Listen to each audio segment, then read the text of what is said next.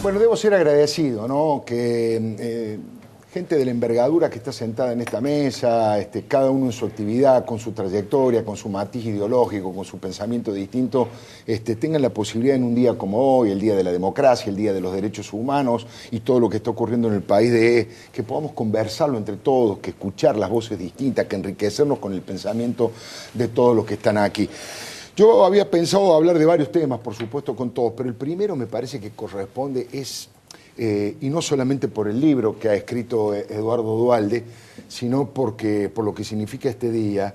¿Y cuál cree usted, doctor Duhalde, y es la misma pregunta a la que le voy a hacer a todos, que ha sido el legado más importante? Bueno, usted ha escrito un libro para explicarlo, pero digo, si lo tuviese que resumir periodísticamente. Yo creo que con el tiempo la figura de Alfonsín se va a agrandar y va a terminar siendo un sinónimo de la democracia.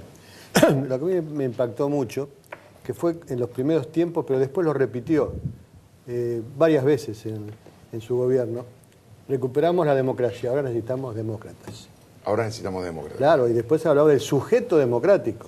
Es decir, eso que realmente en esta Argentina que tiene profundas raíces autoritarias, muy consolidadas en la sociedad. Muy consolidadas. Algunas han aparecido en estos últimos días, ¿eh? Pero sí, claro. Es un grave problema que tenemos. Tenemos un subdesarrollo democrático que es tan grave como el subdesarrollo económico o social. Tenemos un subdesarrollo democrático que no es el caso de nuestros vecinos.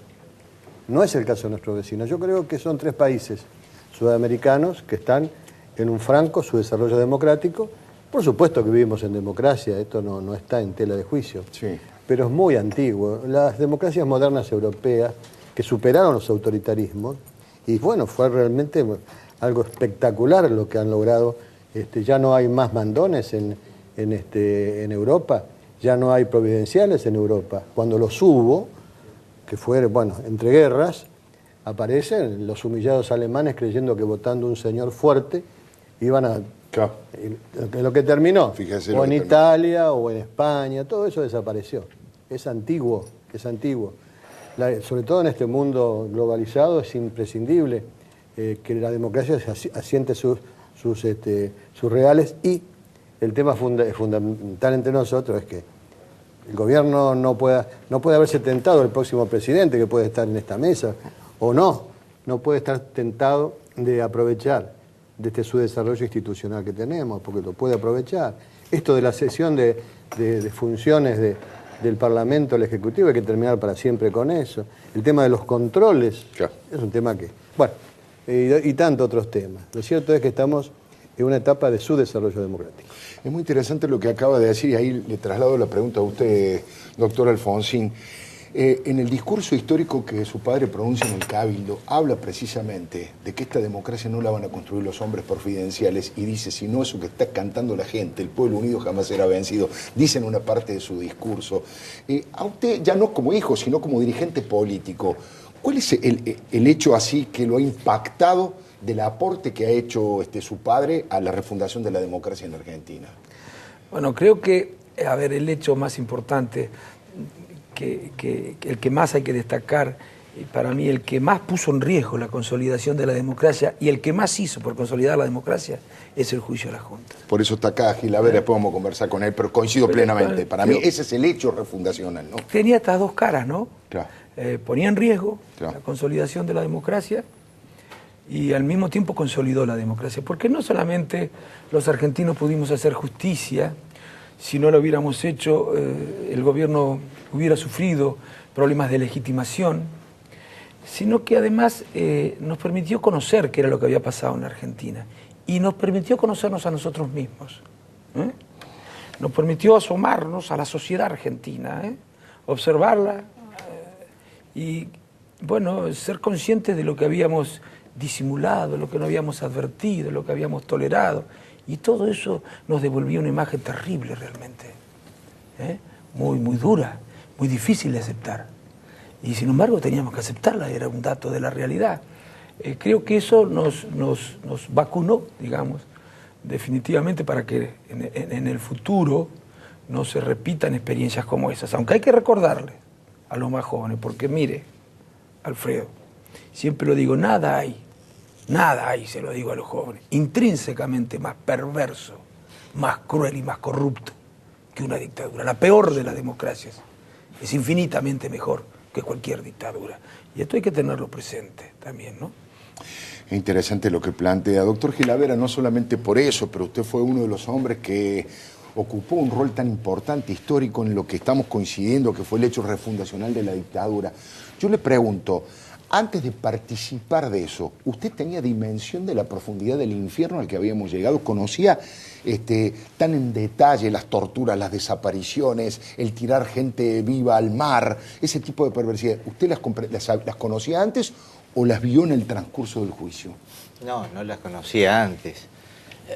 Jamás imaginábamos que el tema tenía una extensión, una sistematicidad e incluso en muchos aspectos un sadismo y una crueldad como luego se reveló.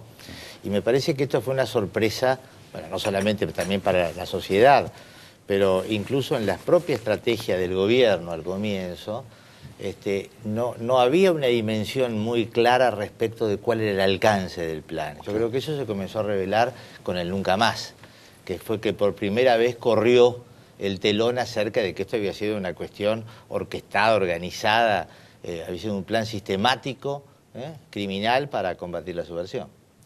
Fernando, vos también tuviste tu lugarcito en la historia de todo esto porque, bueno, muchísima gente recuerda, yo especialmente, obviamente somos compañeros hace tantos años en la radio, bueno, tu rol de maestro de ceremonia junto allí con Graciela Mancuso en ese cierre que hace Alfonsín, allí en la 9 de julio, al lado del obelisco.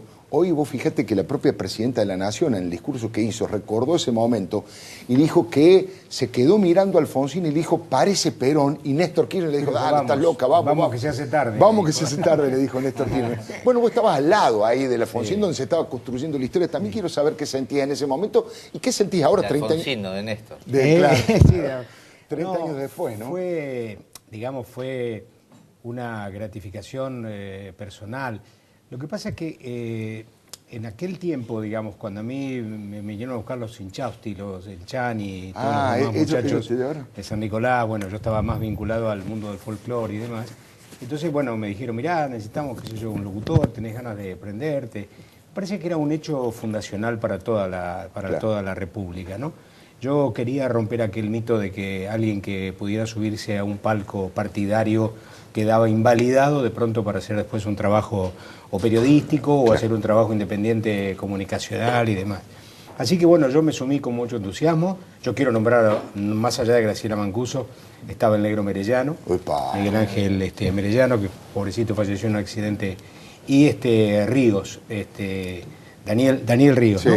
Daniel Ríos, que éramos los cuatro que nos rotábamos, digamos, en la tarea de llevar adelante los actos radicales. Yo recuerdo mucho el de Ferro fue un acto también muy fuerte, porque ahí había una cadena de televisión que tomaba a todos los canales del interior, así que era todo un mecanismo muy, muy instrumentado.